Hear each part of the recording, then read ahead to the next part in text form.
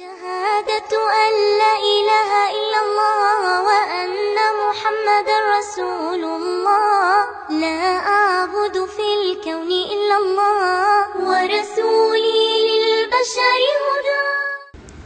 السلام عليكم ورحمة الله وبركاته. الحمد لله والصلاة والسلام على رسول الله وعلى آله وأصحابه ومن والاه أما بعد. أعوذ بالله من الشيطان الرجيم. بسم الله الرحمن الرحيم. إنما المؤمنون الذين إذا ذكر الله وجلت قلوبهم وإذا تليت عليهم آياته زادتهم إيمانا وعلى ربهم يتوكلون. ويقول النبي المصطفى عليه الصلاة والسلام: الإيمان بضع وسبعون شعبة فأفضلها لا إله إلا الله وأدناها إماتة الأذى عن الطريق أو كما قال عليه الصلاة والسلام. প্রিয় বন্ধুগণ, আজকে আপনাদের জন্য আমরা এর আগে ওয়াদা করেছিলাম যে আমরা ইসলামের 5টি রুকনের প্রতি 5টি আলোচনা আমরা করব। ইতিমধ্যে আমাদের 5টি রুকনের আলোচনা শেষ করতে পেরেছি আলহামদুলিল্লাহ। আজকে আমরা ঈমানের যে 6টি রুকন রয়েছে তার প্রথম রুকন আল ঈমানু বিল্লাহ, আল্লাহর প্রতি ঈমান, এই নিয়ে আজকে আমাদের আলোচনা হবে ইনশাআল্লাহ। হাদিসে জিবরিলে আল্লাহর নবী আলাইহিস সালাতু ওয়াস সালামকে জিবরিল আমিন যখন জিজ্ঞেস করেন আখবিরনি আনিল ঈমান, ঈমান সম্পর্কে আমাকে অবহিত করুন, তখন আল্লাহর হাবিব মুহাম্মদুর রাসূলুল্লাহ সাল্লাল্লাহু আলাইহি ওয়াসাল্লাম বললেন আল ঈমান আন তুমিনা বিল্লাহি ওয়া মালাইকাতিহি ওয়া কুতুবিহি ওয়া রুসুলিহি ওয়াল ইয়াউমিল আখির ওয়াল কদরি খাইরিহি ওয়া শাররিহি।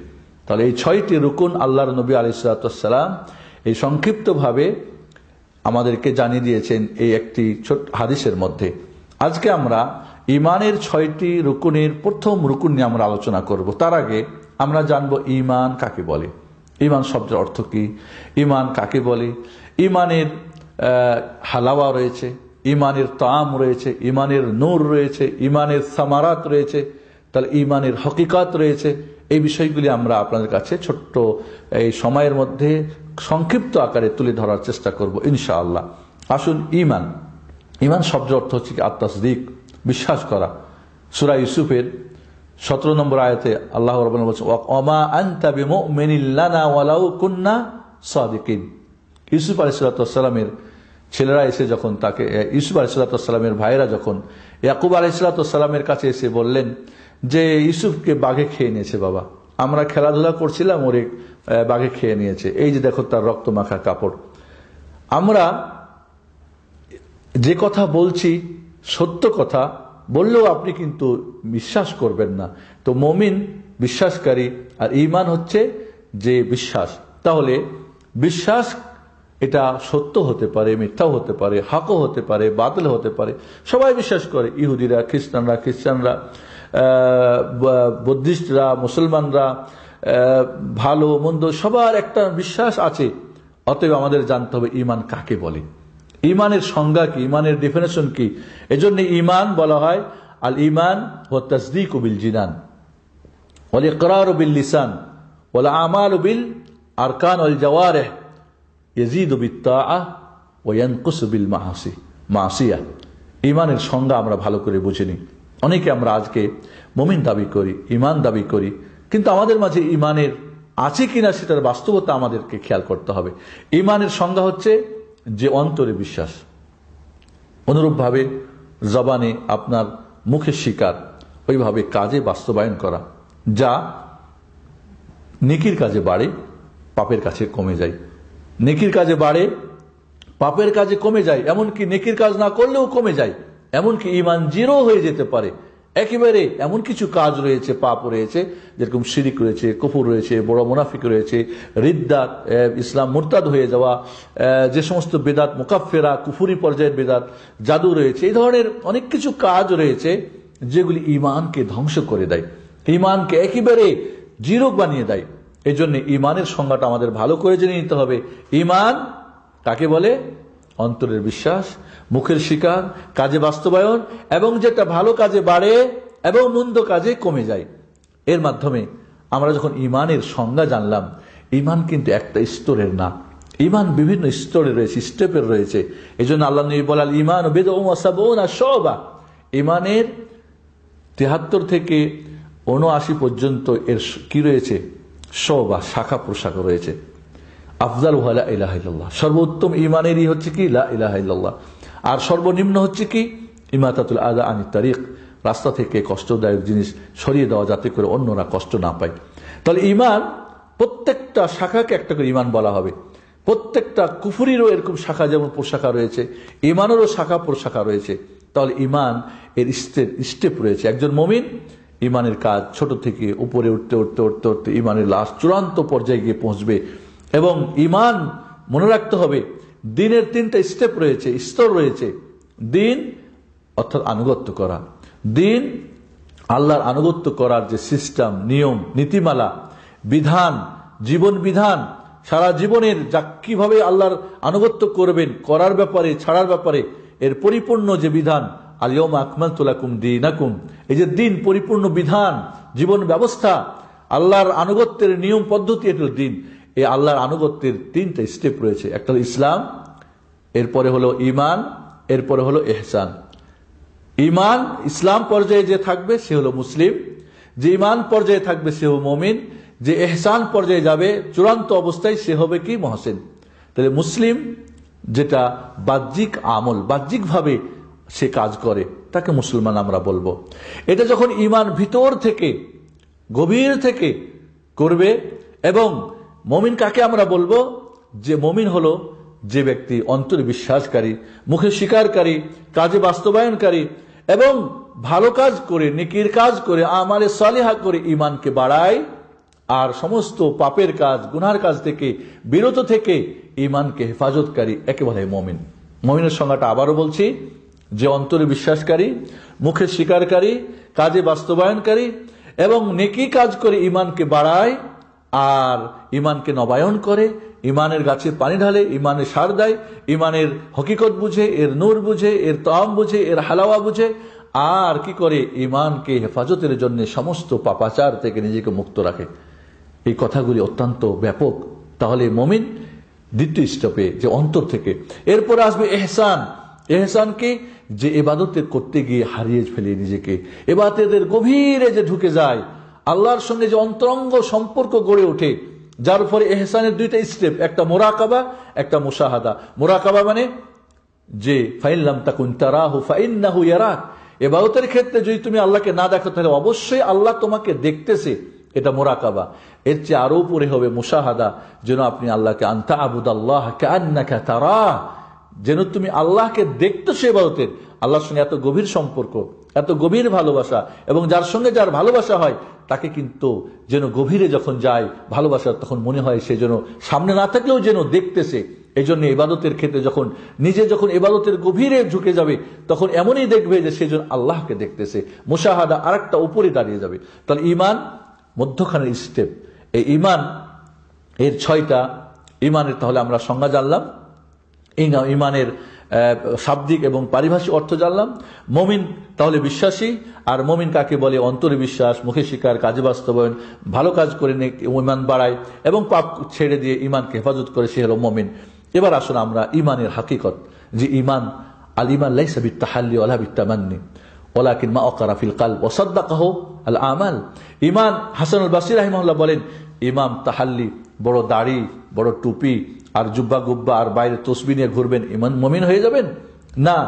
তামান্নি, বড় বড় আশা করবেন আমি এই ওই, না।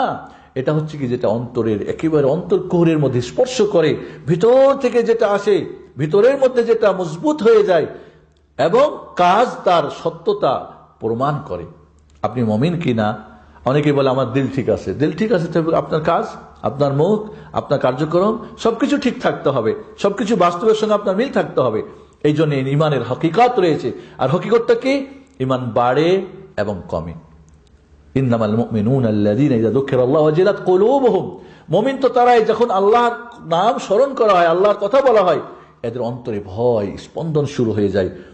ওয়া ইযা তুলিয়াত আলাইহিম আয়াতুহু, আর আয়াতগুলি আল্লাহর যখন তাদের কাছে পড়া হয় তাদের উপরে, যাদাতহুম ঈমানা, ঈমান তখন বাড়তে থাকে এদের। হুয়াল্লাযী আনজালা সাকিনাতা ফি কুলুবিল মুমিনিনা লিয়াজদাদু ঈমানান মা ঈমানিহিম। ঈমানের সঙ্গে ঈমান আরো বাড়তে থাকে। ওয়াজিদনাহুম হুদা, এদের হিদায়াত বাড়তে থাকে। এইভাবে ঈমান তাহলে বাড়ে। এবং ইমান কমে যায়।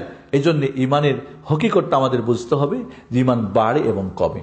আপনি যখন মসজিদে আছেন, রমজান মাসে আছেন, কাবা ঘরের সামনে আছেন, মদিনায় আছেন, আর আপনি যখন কোনো ফিল্ম দেখতেছেন, আপনি যখন কোনো সিরিজ দেখতেছেন, আপনি নাটক দেখতেছেন আর পাপের কাজে আছেন, তখন কি সমান ইমান? কখনই হতে পারে না। আবু বকরের ইমান আর আপনার ইমান কি সমান? কখনই হতে পারে না। আবু বকরের ইমানের সমান ওমরের ইমান হয় নাই রাদিয়াল্লাহু আনহু ওয়া রাদা আন। তাহলে আপনার আমার কেমনে হয়? তাহলে ইমান বাড়ে এবং কমে। এবং ইমান হচ্ছে সবচেয়ে আগলা, সবচেয়ে মূল্যবান জিনিস। সারা দুনিয়া এবং পৃথিবীতে যা আছে সব বিক্রি করলে এক জাররা ইমান দুনিয়ায় ও আখিরাতে আপনি ট্রান্সফার করতে পারবেন না, কিনে নিতে পারবেন না। এই ইমান আপনার জন্য হারেস, আপনাকে সবসময় দিনে রাত্রে, শয়নে স্বপ্নে, বাড়িতে বাইরে, সুখে দুঃখে সর্ব অবস্থায় আপনাকে পাহারা দিবে, আপনাকে গাইড করবে ভালোর দিকে, মন্দ থেকে আপনাকে হেফাজত করবে। এই ইমান আপনার জন্য কেল্লা হাসিন, এটা আপনাকে চতুর্দিক থেকে আপনাকে হেফাজত করবে। ইমান আপনাকে ভালো কাজের দিকে ধাবিত করবে, মন্দ কাজ থেকে আপনাকে বারণ করবে। এই ইমানের হকিকত আমরা যখন বুঝলাম যে এটা বাড়ে এবং কমে, এবং মুখে অন্তরে বিশ্বাস, মুখের স্বীকার, কাজে বাস্তবায়ন, যা বাড়ে ভালো কাজে, মন্দ কাজে কমে যায়, এটা হল ইমানের হকিকত। ইমানের মজা রয়েছে, স্বাদ রয়েছে। আল্লাহর নবী আলাইহিস সালাতু ওয়াস সালাম ইমান বাড়ে কমে, আল্লাহর নবী বলেন ইন্নাল ঈমান লা ইয়াখলাকু ফি জাওফি আহাদিকুম কামা ইয়াখলাকুস সাওবা ফাসআলুল্লাহ আন ইউজাদ্দিদাল ঈমানা ফি কুলুবিকুম। ইমাম তাবরানী এবং হাকিম হাদিসটি বর্ণনা করেছেন। হাদিসটি সনদ হাসান আব্দুল্লাহ ইবনে উমর থেকে, যেমন তোমাদের কাপড় পরতে পরতে কি হয়ে যায়, পুরাতন হয়ে যায়, ক্ষয় হয়ে যায়, ইমানও এরকম কি ক্ষয় হয়। পাপ করলে, অন্যায় করলে ইমান কি নষ্ট হতে থাকে, দুর্বল হতে থাকে। এইভাবে তাহলে ইমান বাড়ে কমে, কথা আমাদেরকে মনে রাখতে হবে। ইমানের মজা রয়েছে। মুসলিম শরীফের হাদিস আবু হুরায়রা থেকে আল্লাহ নবী বলেন যাকা তা'আমুল ঈমান, যাকা তা'আমুল ঈমান মান রাদিয়া বিল্লাহি রাব্বা ওয়া বিল ইসলামি দীনা ওয়া বিমুহাম্মাদিন সাল্লাল্লাহু আলাইহি ওয়াসাল্লাম নাবিয়্যার রাসূলা।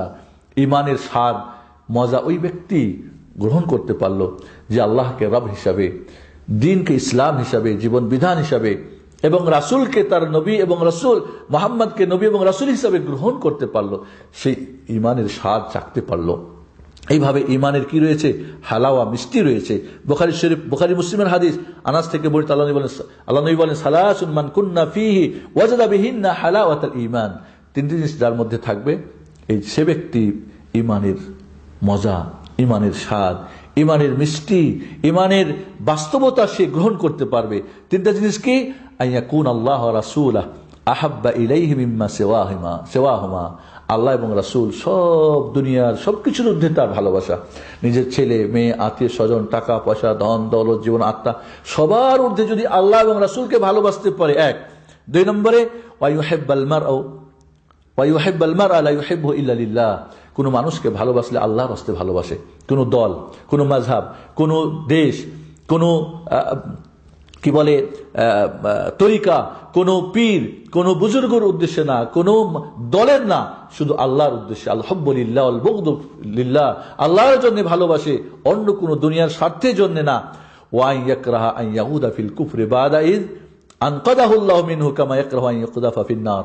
আগুনে নিক্ষিপ্ত করা যেরকম ঘৃণা করে, কাউকে যদি ধরে বেঁধে আমরা আগুনে পড়তে চাইবে কি? কোনোভাবেই চাইবে না। জীবন দিয়ে হলেও বাঁচতে চাইবে। ঠিক এইভাবে কুফরিতে ইমানে আসার পরে আবারও ফিরে যাওয়াকে ওইভাবে প্রচন্ড ঘৃণা করে।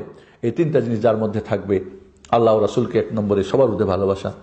মানুষ কাউকে ভালোবাসছে আল্লাহর উদ্দেশ্যে ভালোবাসা, আল্লাহওয়ালা সেই জন্যে, কোনো মাযহাব, দল এবং কোনো দেশের ভিত্তিতে না, ভাষার ভিত্তিতে না। আর কে? কুফরিতে ফিরে যাওয়াকে প্রচন্ড ভয় করে, যেমন আগুনে নিক্ষিপ্ত হওয়াকে ভয় করে। তাহলে ওই ব্যক্তি ইমানের স্বাদ, ইমানের মিষ্টি কি অর্জন করতে পারবে? ইমানের রয়েছে কি? নূর, ইমানের আলো রয়েছে। আল্লাহ নবী আলাইহিস সালাতু ওয়াস সালাম বলেন, দাইলামি আবু নাঈম হাদিসটি বর্ণনা করেছেন, ইমাম শেখ আলবানী হাদিসটিকে হাসান বলেছেন। আলী ইবনে আবি তালিব থেকে হাদিসটি, মা মিনাল কুলুবি কলবুন ইল্লা ওয়ালাহু সাহাবা কা সাহাবাতিল কমর ফাবাইনামাল কমরু মুদি ইয আল্লাতহু সাহাবা ফাআযলামা ফাইদা তাজাল্লাত আনহু আদা। যখন চন্দ্র, পূর্ণিমার চন্দ্র যদি মেঘমালা তার উপরে আসে, তার সামনে দাঁড়ায়, তখন তার আলো বন্ধ হয়ে যায়। আবার যখন সরে যায় তখন আলো আবার দুনিয়ে দেয়। ঠিক যখন পাপাচার, অন্যায়, অবিচার, গুনার কাজ, শয়তানি, বাটপাড়ি, জাহান্নামী যখন মানুষ কাজে লিপ্ত হয়, তখন তার এই অন্তরের ইমানের উপরে কি প্রভাব পড়ে, কালা হয়ে যায়, এবং কালা হইতে হতে এটা একেবারে কালা হতে পারে। এই জন্যে আবার যখন পাপ মুক্ত হয়, তোবা করে, তোবা নাসুহা করে, তখন আবার সেটা কি হয়ে যায়, পরিষ্কার হয়ে যায়। তাহলে ইমান এর হকিকত রয়েছে, ইমান এর তাম মজা রয়েছে, ইমান এর হালাওয়া মিষ্টি রয়েছে, ইমানের নূর আলো রয়েছে, ইমান এটা সামারাত এর ফলাফল রয়েছে। ইমানের মাধ্যমে মানুষ শক্তিশালী হয়। ইমানের মাধ্যমে আবু বকর, ওমর, উসমান, আলী কে এদেরকে চিনত, এদের ইজ্জত, এদের সম্মান, ইন্নামাল ইজ্জতু লিল্লাহি ওয়া লিরাসূলিহি ওয়া লিল মুমিনিন, সবচেয়ে বড় ইজ্জত, সম্মান এবং শক্তি তৈরি হয়। ওমরকে কে চিনত, উসমানকে কে চিনত, আলী, আবু বকরকে কে চিনত? সাহাবায়ে কেরাম জাজিরাতুল আরবে অপরিচিত মানুষ ছিল। ইমানের মাধ্যমে আল্লাহ রাব্বুল আলামিন তাদেরকে রাজত্ব দিয়েছে, তাদের সাদাত, তাদেরকে সৈয়দ, শক্তি কাদাত বানিয়েছে। সারা পৃথিবী পরিচালনা আমরা জানি যে সেই রোম, কাইসার, মিশর সব এগুলি কুফরির মধ্যে ডুবেছিল। যখন তারা ইমান এনে তাদের ইমানকে মজবুত করেছে, তারা কি করেছে, শক্তিশালী হয়েছে এবং রাজত্ব কায়েম হয়েছে এবং তাদের প্রভুত্ব কায়েম হয়েছে। কি বলে এদের, কি বলবো, তারা সারা পৃথিবীকে পরিচালনার শক্তি অর্জন করেছে। এই ইমান বাড়ার জন্য প্রতিদিন ইমানের গাছে আমাদের কি করতে, পানি দিতে হবে। 5 ওয়াক্ত নামাজের মাধ্যমে, কোরআন তেলাওয়াতের মাধ্যমে, জিকির আজকের মাধ্যমে, তাহাজ্জুদের মাধ্যমে, ভালো কাজের মাধ্যমে এই ইমানকে প্রতিদিন আমাদের জিন্দা রাখতে হবে, শুকিয়ে যেন না যায়। আমাদের মনে রাখতে হবে এই ইমানকে মজবুত রাখার জন্য যত ভালো কাজ আমরা করব, মন্দ কাজ আমরা ছাড়ব।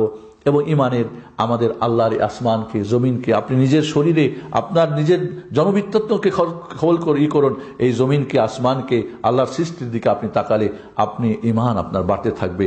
আল্লাহ রাব্বুল আলামিন আমাদেরকে পাক্কা সাচ্চা মুমিন বানিয়ে এই দুনিয়া থেকে আমাদেরকে বিদায় করেন এবং এই দুনিয়ায় আমাদের প্রকৃত ইমানদার হতে পারলে আল্লাহর নাসর, আল্লাহর মদদ আমাদের জন্য আসবে। আল্লাহ আমাদের এই পৃথিবীতে মুমিনদেরকে পাক্কা সাচ্চা মুমিন বানিয়ে দাও এবং এই পৃথিবীতে আমাদের শক্তি দান করো, যাতে করে কুফরকে, শিরককে, বিদআতকে, কুসংস্কারকে, অন্ধকারকে আমরা কি করতে পারি, বিলুপ্ত করতে পারি, একে মূলোৎপাটন করতে পারি। আমিন। أقول قولي هذا أستغفر الله لي ولكم ولسائر المسلمين فاستغفروه وصلى الله على محمد وعلى آله وصحبه أجمعين والسلام عليكم ورحمة الله وبركاته.